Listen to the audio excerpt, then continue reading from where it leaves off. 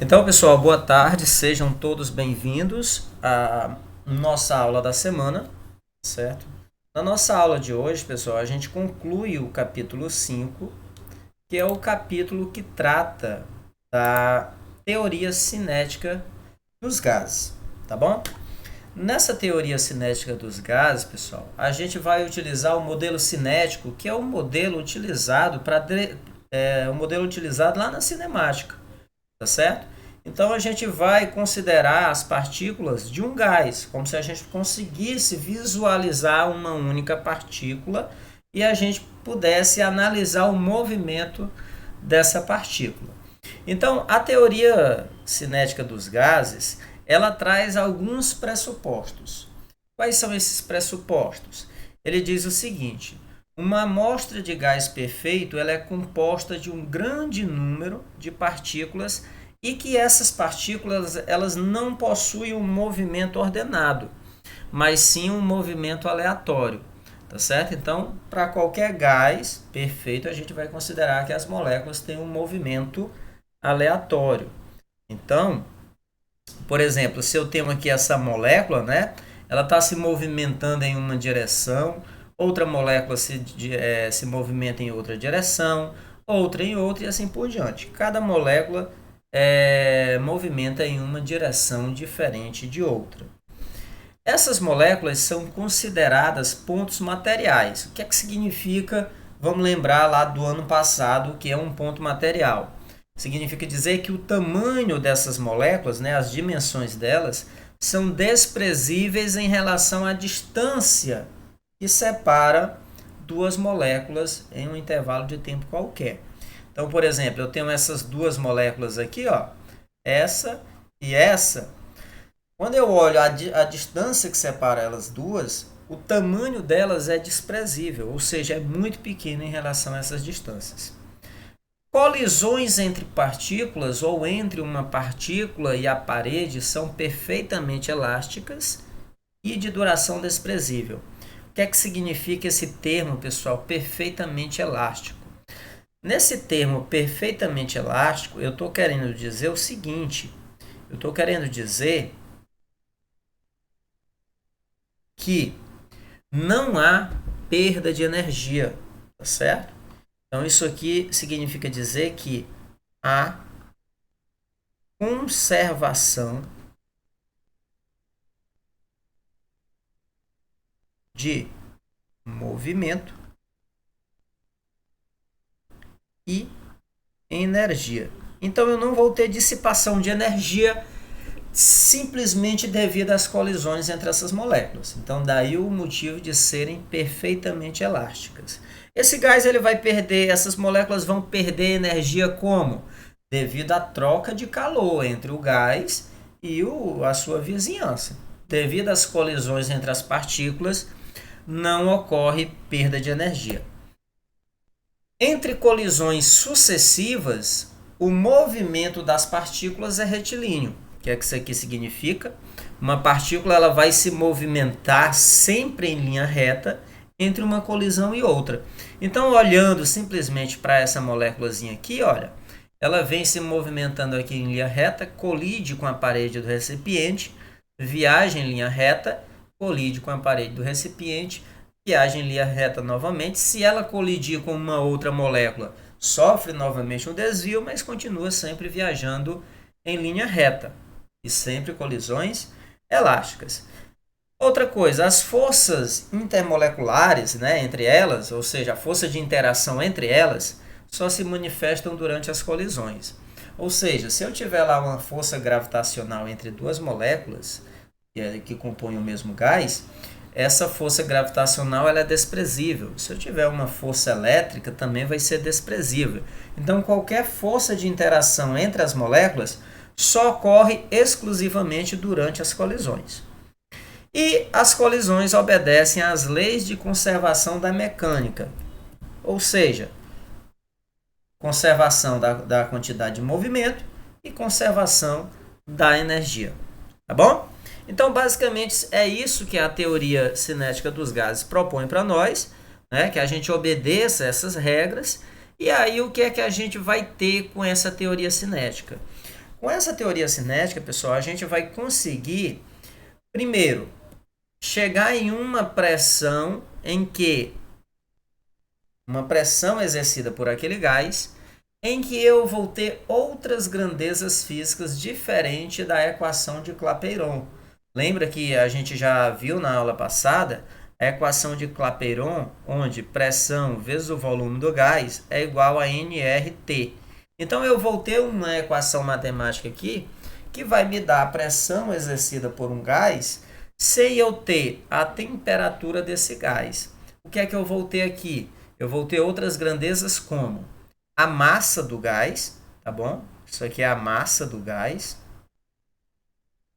E a velocidade média, eu vou colocar aqui velocidade média das moléculas do gás. Moléculas que compõem o gás. Então, o gás aí ficou encoberto aí por mim, né? Mas, vou me tirar aqui do meio, pronto. Então, eu voltei aí a velocidade média das moléculas que compõem o gás.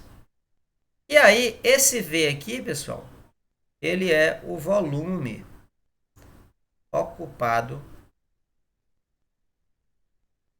pelo gás. Ok? Volume ocupado pelo gás. Então, a gente já tinha essa equação de Clapeyron que me dava a pressão, né, que eu conseguia trabalhar pressão, volume e temperatura de um gás. E através do modelo cinético, né, eu consigo chegar numa outra expressão que me dá a pressão de um gás, exercida por um gás, levando em consideração a massa ocupada, né, a massa desse gás, melhor dizendo, o volume ocupado por ele e a rapidez com que as moléculas se movimentam, ou seja, a velocidade média com que elas se movimentam. Tudo bem? Bem, aí, pessoal, a gente chega numa equação que vai ser importante para nós em estudos futuros, que é a energia cinética média de um gás, tá bom? Então, como essas moléculas elas estão vibrando constantemente, eu consigo atribuir a cada molécula uma energia cinética média a ela. A energia cinética média do gás, quando eu manipulo, né, quando eu vou manipular essa equação matemática com a equação da energia cinética, né, e também com a equação de Clapeyron, o que eu vou ter é essa equação matemática aqui, onde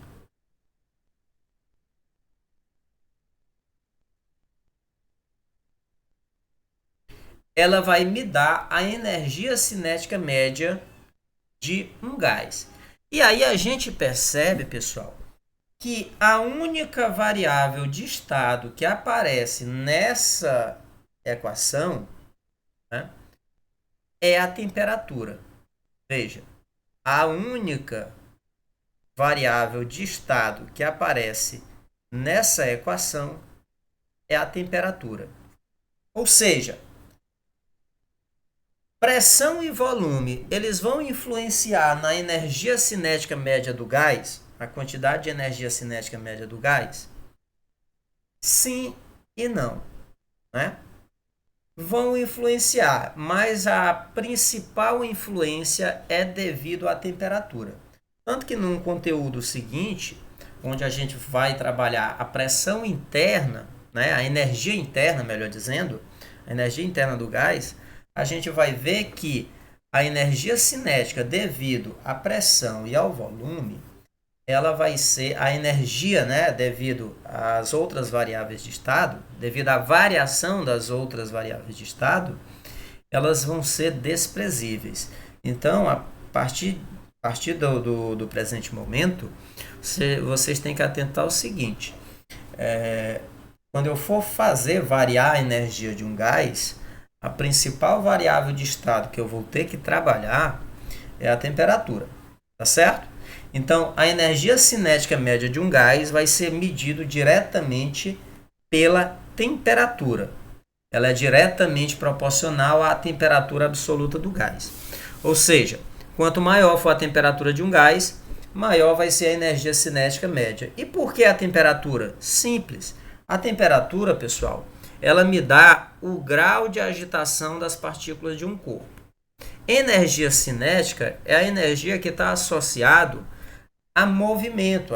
É uma energia que a gente atribui a um corpo quando esse corpo possui movimento em relação ao seu referencial, a algum referencial.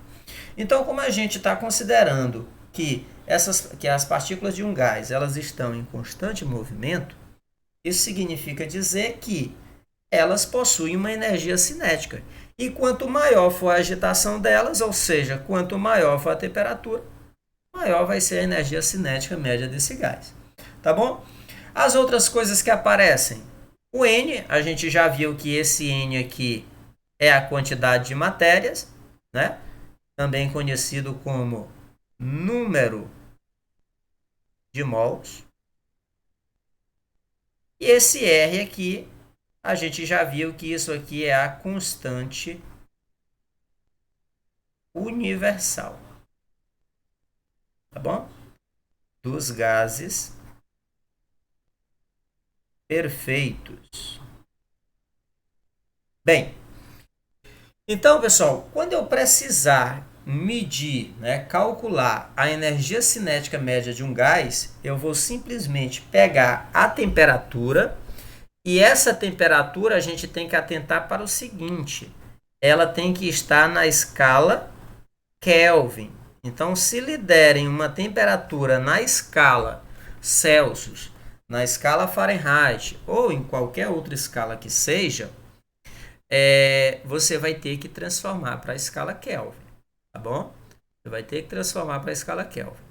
Esse R, geralmente, você vai ter que trabalhar, ele vai ser dado, né? Já que ele é uma constante, ele vai ser dado. E o número de mols também ele vai ser dado aí na questão. Bem, se eu pego a energia cinética média do gás, pessoal, e divido pelo número de partículas,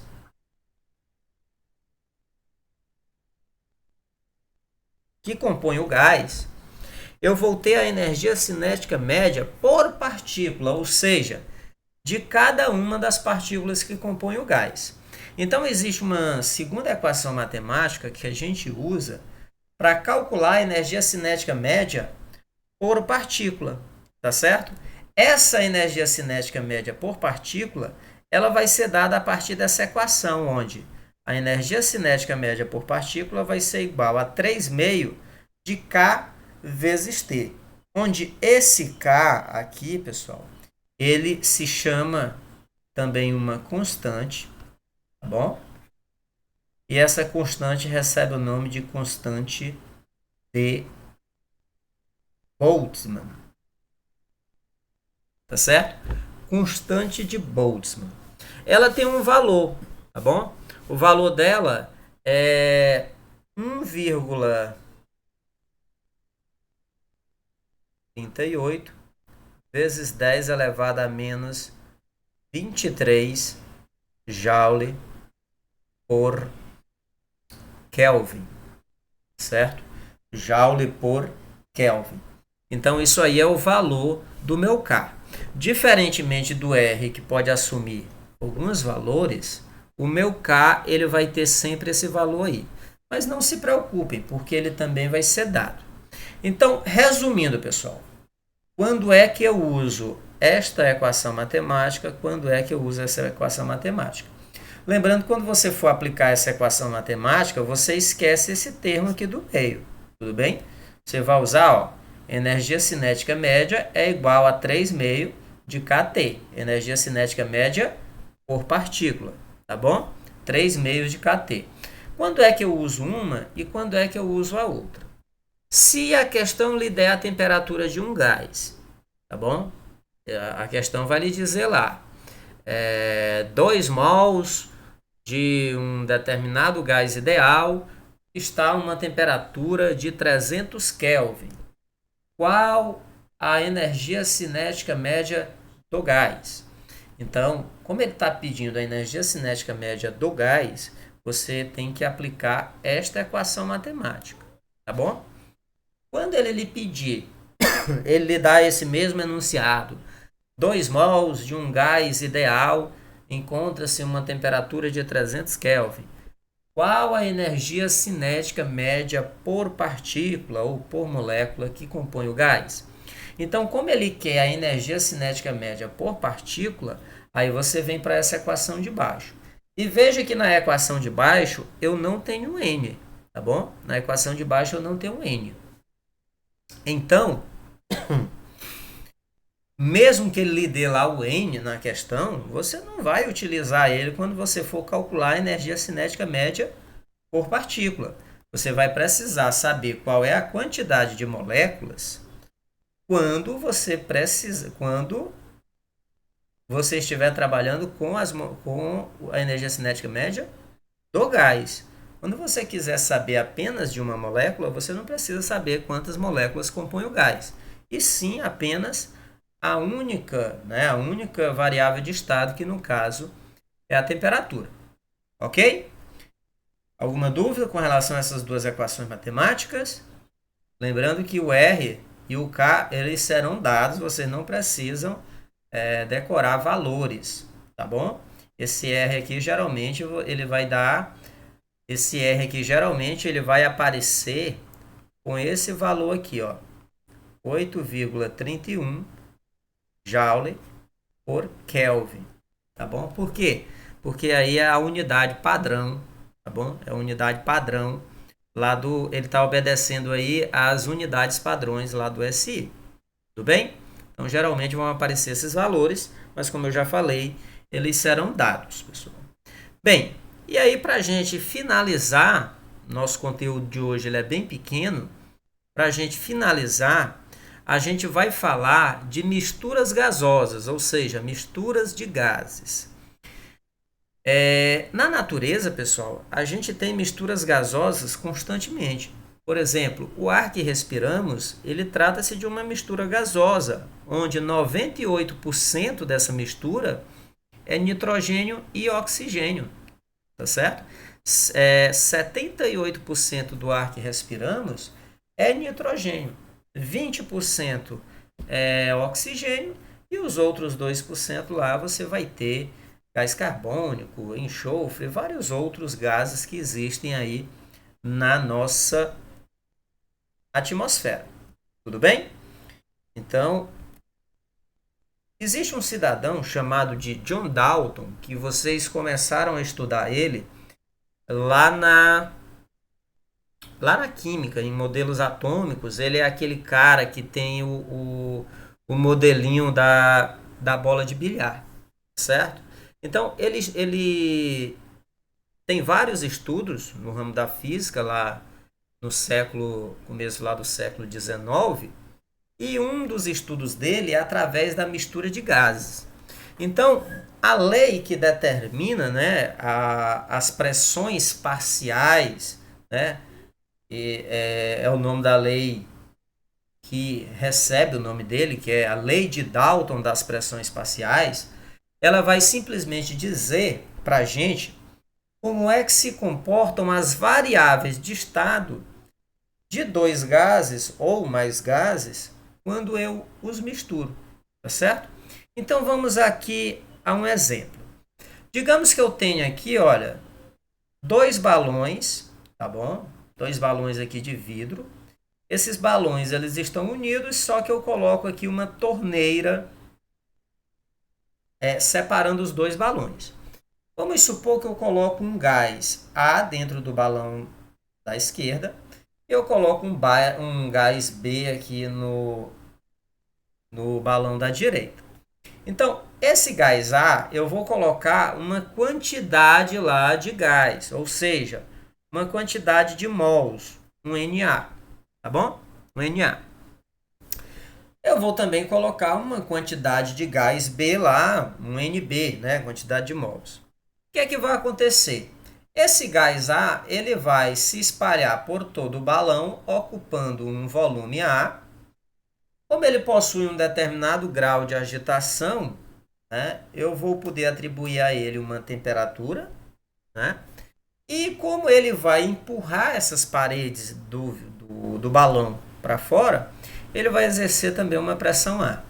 Do mesmo jeito ocorre lá com o meu gás B, né? Uma quantidade lá de gás B vai ocupar o volume do meu balão a uma determinada temperatura e, claro, exercendo uma determinada pressão. O que é que acontece quando eu abro a torneira? Quando eu abro a torneira, esses átomos, esses gases, eles se misturam rapidamente. Então eu vou ter uma mistura gasosa. Vamos supor que eu coloque oxigênio do lado esquerdo, né? E gás carbônico do lado direito. Então eu vou ter aqui uma mistura gasosa de gás carbônico com oxigênio quando eu misturar os dois. Então o que é que vai acontecer? Eu vou ter agora um volume para a minha mistura, né? Um volume lá para a minha mistura, que vai ser, claro, a soma da capacidade dos dois balões. Esses gases, eles vão ter aqui uma temperatura de equilíbrio, que é a temperatura da mistura. E, claro, eles vão agora exercer uma nova pressão. E aí, o que é que essa lei do Dalton diz a respeito dessa nova pressão? Qual será a nova pressão exercida por essa mistura gasosa? Então, ele diz aqui o seguinte, olha. Em uma mistura gasosa, a pressão parcial de cada componente independe da pressão dos demais e é proporcional à porcentagem da quantidade de suas partículas em relação ao total delas. Entendi coisa alguma, professor. O que é que ele está querendo dizer aí? Mais uma vez, em uma mistura gasosa, a pressão parcial, ou seja, a pressão de uma parte daquele gás, no caso aqui eu tenho que gases A e B. Então vamos supor, a pressão exercida pelas moléculas do gás A aqui dentro dessa mistura independe da pressão dos demais. Quem são os demais? No caso de A, o outro é o gás B. Então isso significa dizer que a pressão exercida pelas moléculas do gás A aqui na mistura independe das moléculas do gás B. Assim como a pressão exercida pelas moléculas do gás B independe das moléculas do gás A. E é proporcional à porcentagem da quantidade de suas partículas em relação ao total delas. O que é que significa essa segunda parte? Significa que a pressão exercida pelo gás A aqui na mistura, ela é proporcional à porcentagem do gás em relação ao total. O que é que significa isso aí? Se eu tiver um Na maior do que um NB, a pressão exercida aqui na mistura vai ser maior devido ao gás A. Por quê? Porque eu tenho mais gás A. Se eu tiver mais gás B, quem vai exercer maior pressão aqui dentro do gás vai ser o gás B. Por quê? Porque ele tem maior proporção. Então, basicamente, é isso aí que significa. Significa o quê? Cada gás vai ter, vai exercer a sua pressão na mistura gasosa e vai ser proporcional à quantidade de partículas que compõem esse gás. Ou seja, quanto maior for o gás, vamos dizer o seguinte, se eu tiver mais gás B, de forma bem resumida, se eu tiver mais gás B, a pressão da mistura vai ser mais próxima da pressão de B. Se eu tiver mais gás a pressão da mistura vai ser mais próxima da pressão de A, tá bom? Então, basicamente é isso aí. Como é que a gente trabalha com misturas gasosas? Bem, quando a gente for trabalhar, toda vez que precisar trabalhar uma mistura gasosa, pessoal, a gente vai fazer o seguinte. O que é que a gente tem de início? Bem, eu sei que eu coloquei aqui uma quantidade de matéria de gás A, ou seja, uma quantidade de mols, e eu coloquei aqui uma quantidade de mols de gás B. Então, eu sei que quando eu abrir a torneira, a quantidade de mols aqui da mistura vai ser a soma de Na mais Nb. Tá bom? Vai ser a soma. Por quê? Porque eles vão se misturar. Então, se eu coloquei 2 mols de gás A E se eu coloquei 2 mols de gás B, quantos mols a minha mistura vai ter aqui? 4, porque vai ser 2 mais 2. Então a gente começa a partir daí. Agora, como é que eu trabalho as variáveis de estado da mistura? As variáveis de estado, você vai trabalhar o seguinte: pegando aquela equação de Clapeyron, a equação de Clapeyron ela me diz o seguinte: PV é igual a N vezes R vezes T. Quando eu coloco essa equação em função de N, fica assim, ó, N é igual a pressão vezes o volume dividido por R vezes T. Só que esse R ele é o mesmo para todos os gases. O R vai ter o mesmo valor para o gás A, o mesmo valor para o gás C e o mesmo valor para a mistura. Então, quando eu vou jogar aqui nessa equação, eu jogo esse R aqui, ele vai embora. Então, sobra aqui o número de mols, né, de um gás, ele vai ser dado por pressão vezes o volume dividido pela temperatura. Pressão vezes o volume dividido pela temperatura. Então, eu vou simplesmente pegar esse termo e substituir aqui para a mistura. Ó. Então, pressão da mistura vezes o volume da mistura dividido pela temperatura da mistura é igual. Aqui para o meu gás 1 ou para o meu gás A, você usa o índice que você quiser. Então, qual é a quantidade de matéria do meu gás 1? Vai ser a pressão 1 do meu gás 1 vezes o volume ocupado pelo meu gás 1 dividido pela temperatura do meu gás 1. Mais a pressão do meu gás 2 vezes o volume do meu gás 2 dividido pela temperatura do meu gás 2. E se eu tiver, professor, trabalhando com uma mistura gasosa com 5 gases, então você vai expandir esse somatório aqui para 5 gases. Você vai ter P3 vezes V3 dividido por T3, mais P4 vezes V4 dividido por T4 e assim por diante, até chegar no quinto gás. Tudo bem? Então, são essas as duas coisas que a gente tem que ter sobre misturas gasosas. A quantidade de partículas da mistura vai ser a soma das partículas que compõem cada gás. E as variáveis de estado você trabalha dessa forma. Ok? Vamos para o exercício? Então vamos lá. Qualquer dúvida, pessoal, abram o microfone. Tudo bem? Então vamos aqui para a nossa primeira questãozinha. Na nossa primeira questão, pessoal, ele diz aqui o seguinte. Essa questão ela é até do nosso livro lá, ok? Eu coloquei uma questão do nosso livro na lista de exercícios de hoje. E aí tem essa questão aqui. Lá no livro, eu estou pedindo, lá na questão que eu coloquei do livro, eu estou pedindo a constante.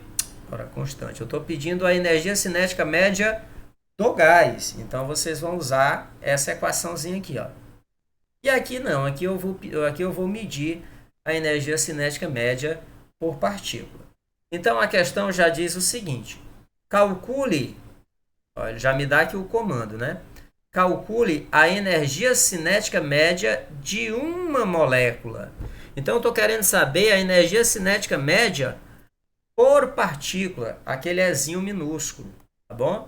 Energia cinética média por partícula de um gás ideal que se encontra na temperatura de 87 graus Celsius.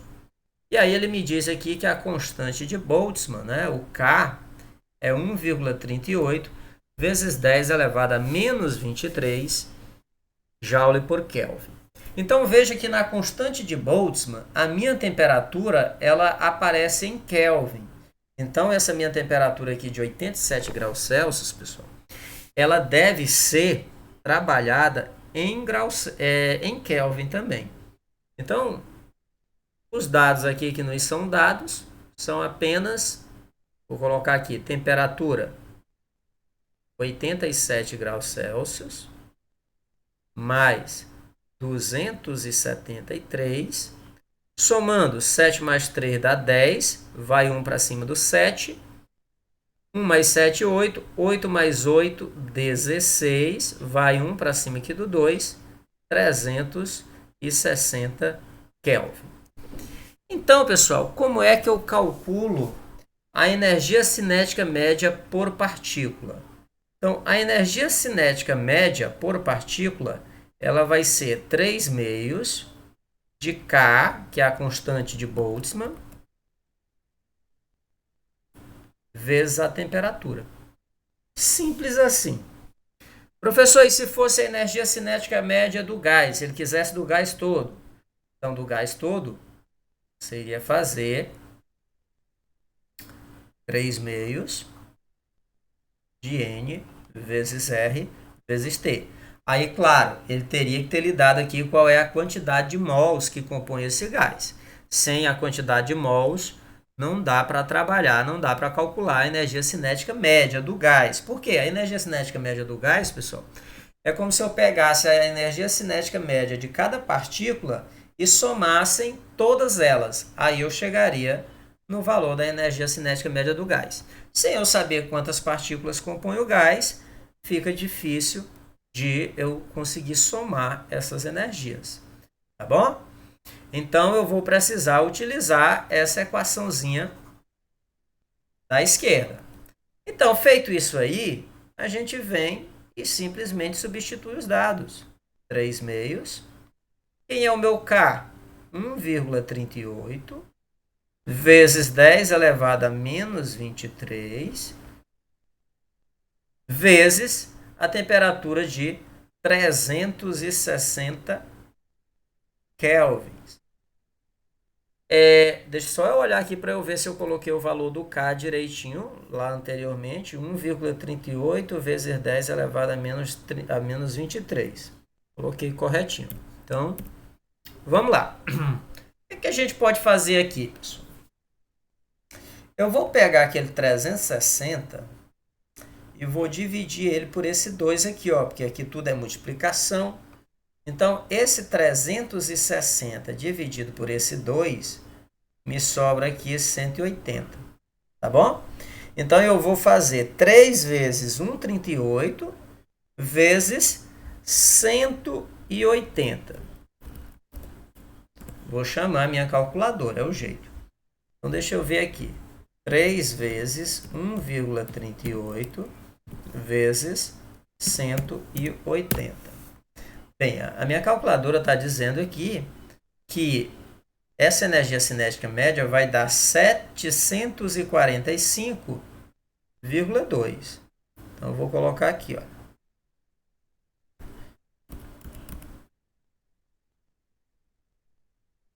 745,2 vezes 10. E aí, pessoal, veja que a única base 10 que existe é o 10 elevado a menos 23. Então, eu vou só repetir ele.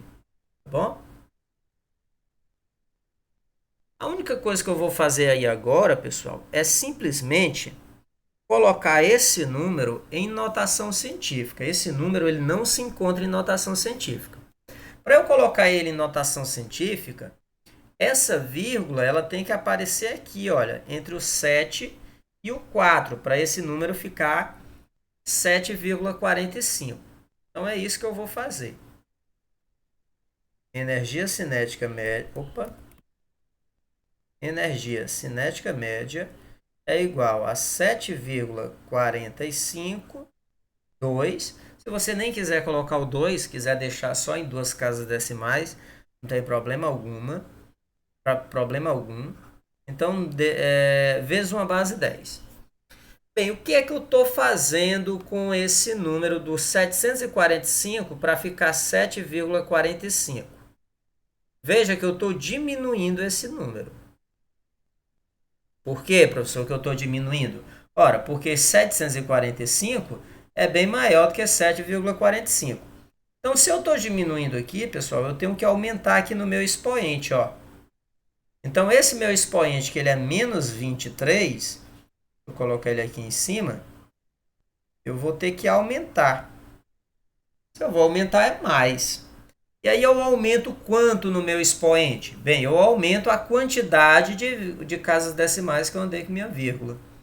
Então, eu andei quantas casas decimais com minha vírgula? Eu andei 1, 2. Então, eu tenho que aumentar 2. Menos 23 mais 2, menos 21. Né? Sinais diferentes subtraem dá o sinal do maior. Então, meu expoente aqui, menos 21. Unidade para energia, joule. Então, essa daí seria a minha resposta final. Ok? Então, isso aí seria a minha resposta final. Acharam complicado, pessoal? A questão do cálculo da energia cinética é bem simples, né?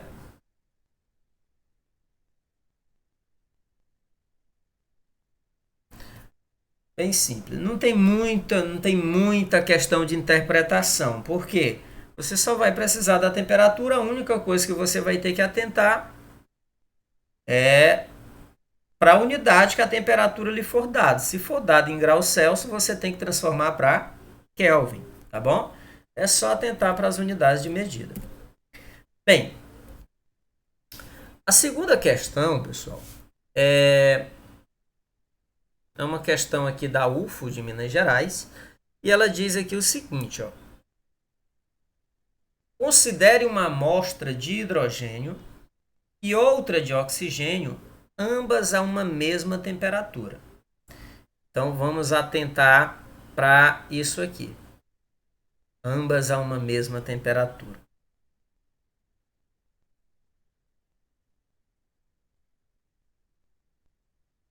Então, eu tenho uma amostra de hidrogênio e eu tenho uma amostra de oxigênio. Sabe-se que a massa molecular do hidrogênio é 3,3 vezes 10 elevado a menos 27 kg e a do oxigênio é 53 vezes 10 elevado a menos 27 kg.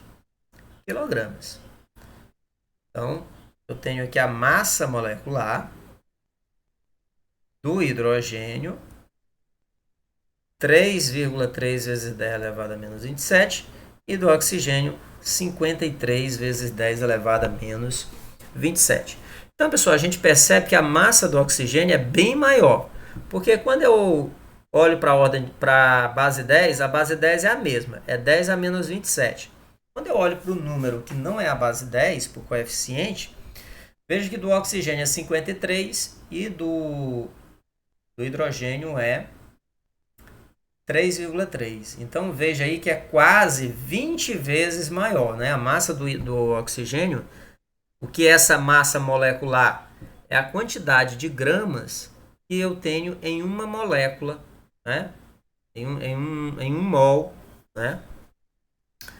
Perdão, em uma molécula de oxigênio e em uma molécula de hidrogênio.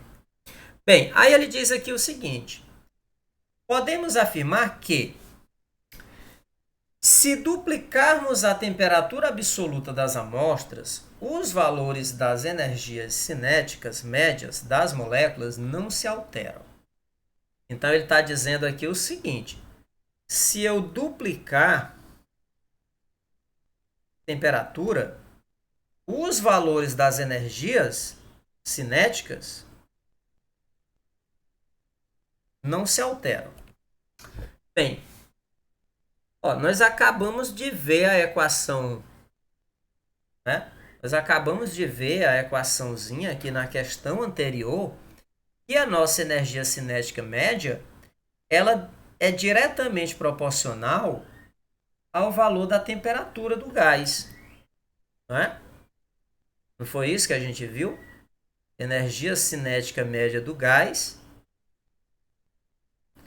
3 meios de N vezes R vezes T. Então, se eu variar essa temperatura, claro que essa energia cinética também varia. Então, essa primeira alternativa aqui, ela está completamente errada, né? Então, eu vou colocar aqui um F, né? Vou colocar o F aqui do lado do A. Então, falsa essa daí. A letra B diz o seguinte: a energia cinética das moléculas de hidrogênio é menor que a energia cinética das moléculas de oxigênio. Bem,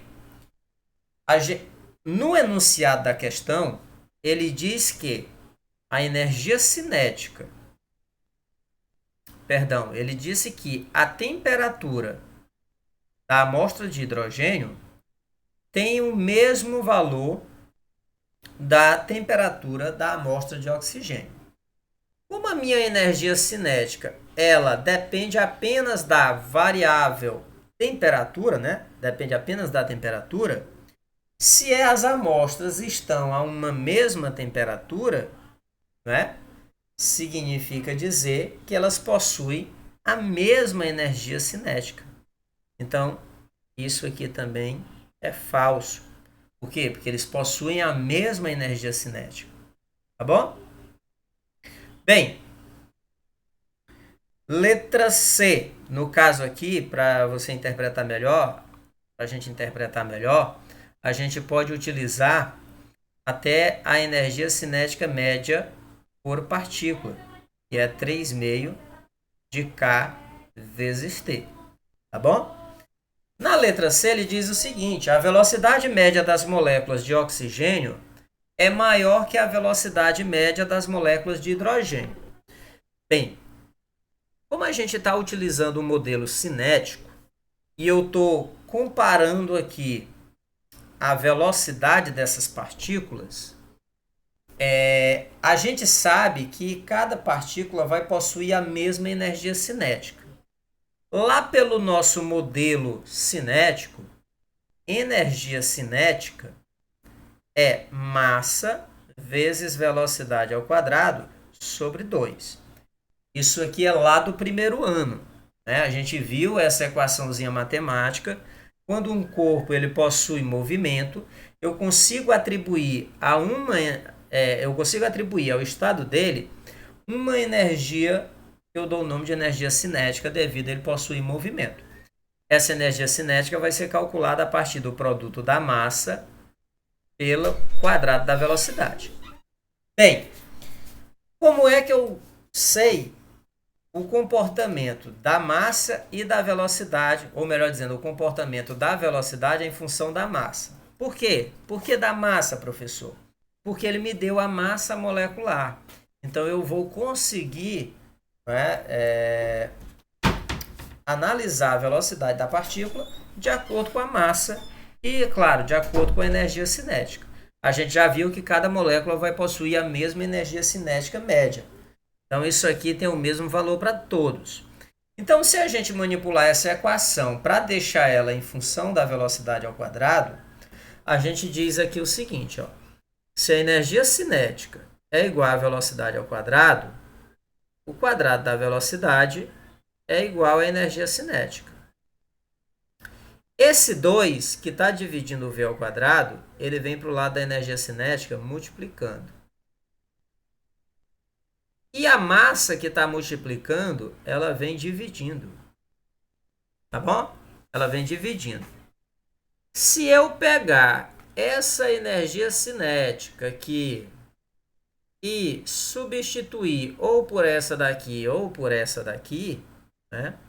Eu ainda vou ter ainda que o quadrado da velocidade, se você precisar alterar, você pode dizer ainda que o quadrado da velocidade, ele vai ser o quê? Ele vai ser 3 vezes kT, se eu for substituir por essa daqui, kT, dividido pela massa. O que é que significa isso aí, professor? Significa o seguinte, pessoal.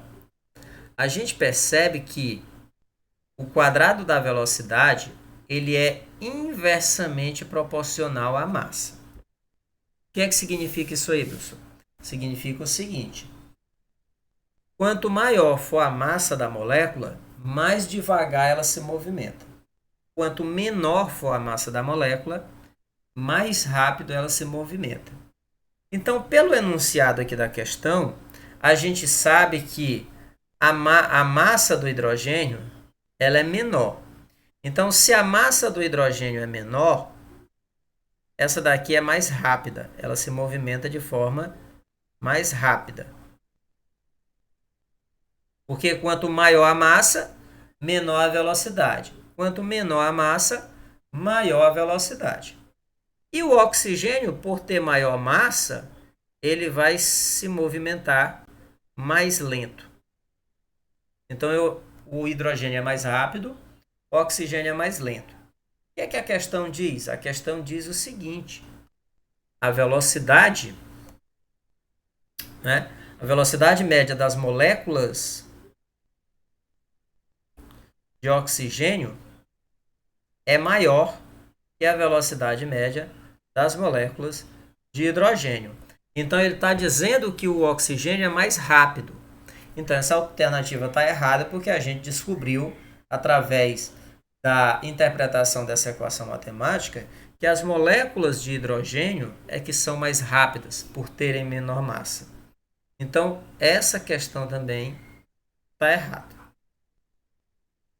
E aí, as duas últimas questões, pessoal, fala de uma situação hipotética, que é a situação do zero absoluto. O que é esse zero absoluto? Zero absoluto, pessoal, eu estou me referindo ao zero Kelvin, tá bom? O que é o zero Kelvin?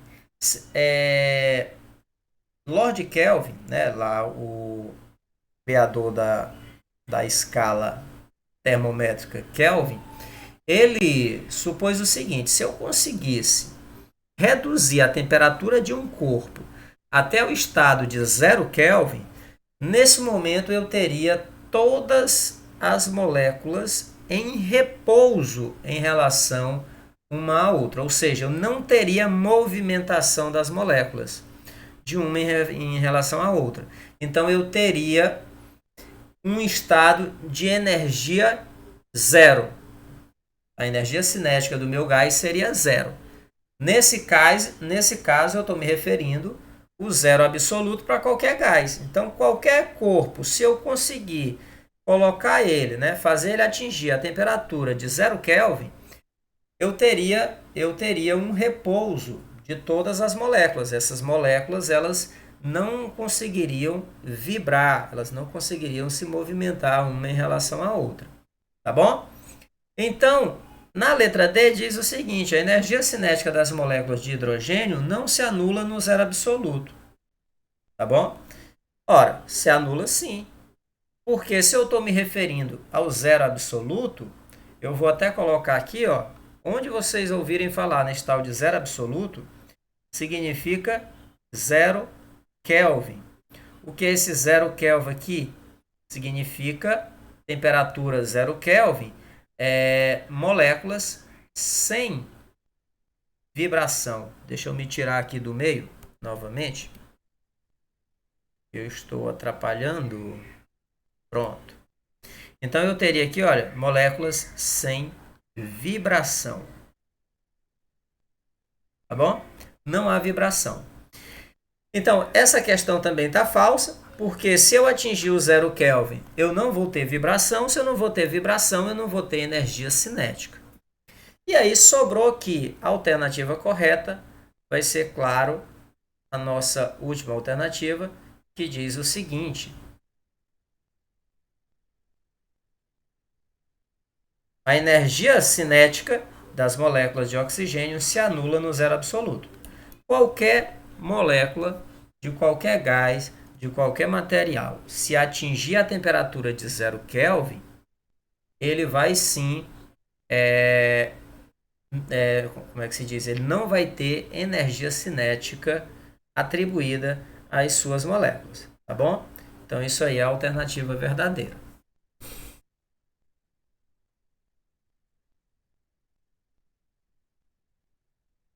É 2h15, vai dar tempo mais uma.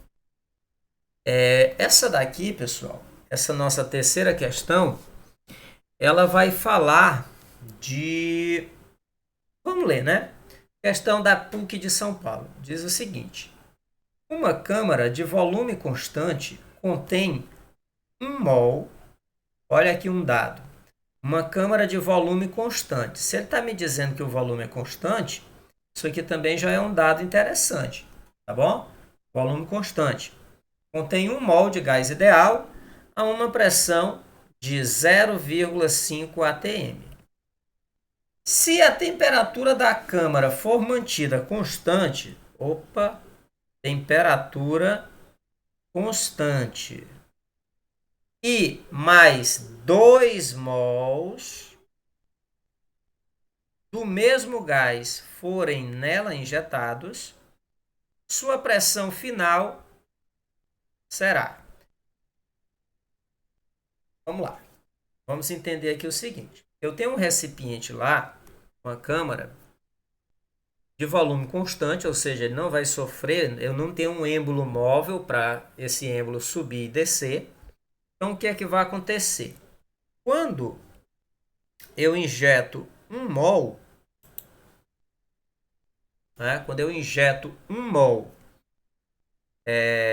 de um determinado gás nessa câmara, esse gás ele ocupa todo aquele volume, tá certo? E ele vai exercer uma pressão de 0,50 atm. O que eu faço? Eu pego mais 2 mols desse gás, mais 2 mols, e injeto novamente na câmara, onde já existiam aquele 1 mol. Aí o que acontece? Ele diz que a temperatura da câmara foi mantida constante. Então, o volume não alterou, a temperatura também não alterou. Ele quer saber qual é a nova pressão, né? Qual é a nova pressão exercida pelos 3 mols de gás agora. Então, vamos entender o seguinte. Eu tenho aqui um estado 1. O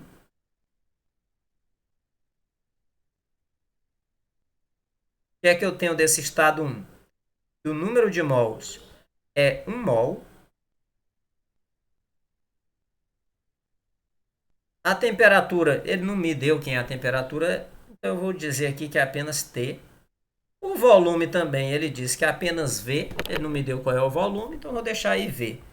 T1 é T, V1 é V. E a outra coisa que ele me disse aqui foi a pressão. A pressão que esse 1 mol consegue exercer é 0,50 atm. Aí, pessoal, eu tenho um estado 2.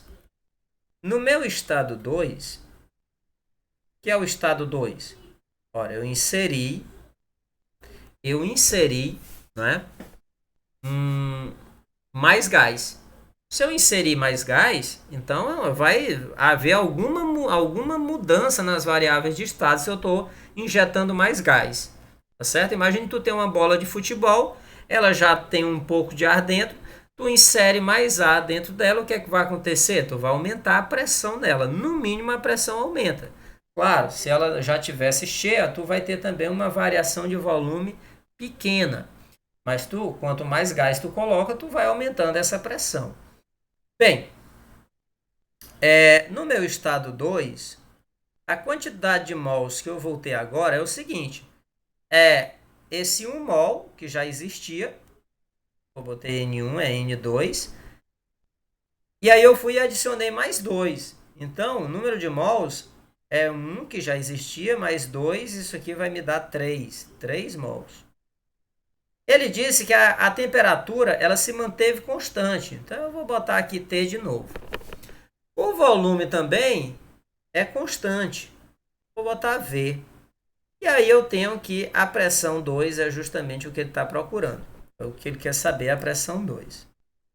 Pessoal, qual é a equação matemática que a gente consegue relacionar as variáveis de estado com a quantidade de partículas que compõem o gás? A equação matemática que a gente consegue relacionar variáveis de estado com número de partículas que compõem o gás é a equação de Clapeyron. Então, veja, na equação de Clapeyron, vou escrevê-la lá em cima. Na equação de Clapeyron, pressão vezes volume é igual ao número de mols vezes R vezes a temperatura. Pessoal, é o seguinte. Nesse tipo de caso aqui, toda vez que você precisar trabalhar com adição ou retirada de gás, você vai ter que aplicar a equação de Clapeyron e você vai ter que ver quais variáveis não vão sofrer variação. Para quê? Para você isolar elas sempre de um lado. Então, se a gente olhar aqui, as variáveis que não sofrem variação são volume e temperatura. Então, quando a gente vai olhar aquela equaçãozinha ali, o volume, a temperatura e o R não sofre variação de volume. Perdão, não sofre variação. Nem o volume, nem o R e nem o T.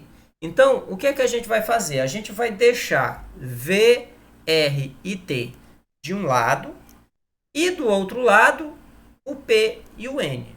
Como é que eu faço isso? Eu vou simplesmente pegar esse V e vou jogar ele para cá. Como ele multiplica a pressão, ele vai dividindo. Eu vou simplesmente pegar o N e vou jogar ele para o lado de lá. Como o N multiplica o R e o T, ele também vai dividindo. Então, ele vai para debaixo da pressão. Então, a minha equação manipulada vai ficar o seguinte, ó. Se P é igual a RT, RT é igual a P. O volume que multiplicava a pressão, ele vem dividindo para cá. Ó. E o N que multiplicava o RT, ele vem aqui. Ó. Então, pronto. Eu vou ter essa relação. Então, com essa relação, R, T e V é o mesmo para qualquer um dos dois estados. Então, isso significa dizer que se eu pegar a pressão e dividir pelo número de mols no estado 1, tem que ser igual à pressão dividido pelo número de mols no estado 2. Então, nós vamos manter essa relação aqui. Ó. Pegando essa relação aqui, ó, nós vamos aplicar pressão sobre o número de mols para os dois estados. Então, nós vamos ter aqui o seguinte.